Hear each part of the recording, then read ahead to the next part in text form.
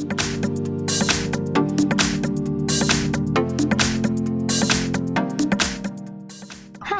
in front of me is CUBOT X19 S, and today I would like to show you how you can set up an alarm clock on this device.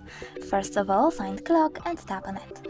Then click on alarm at the top left corner if it's not already on and tap on this red plus icon. Now you can set up an hour, and when you're done, click on OK. Following that, just repeat and select days of the week. I want to go with Mondays only, so I have to click on every other day and leave only M. You can also click on vibrate over here to disable or enable vibrations. After that, tap on label your alarm however you wish to, and save it by clicking OK.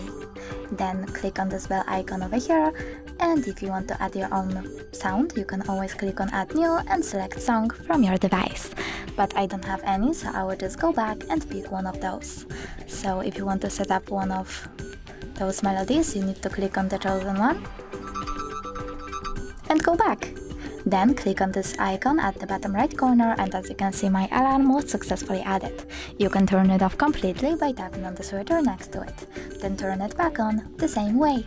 Thanks so much for watching. If you enjoyed this video, leave a like, comment and subscribe.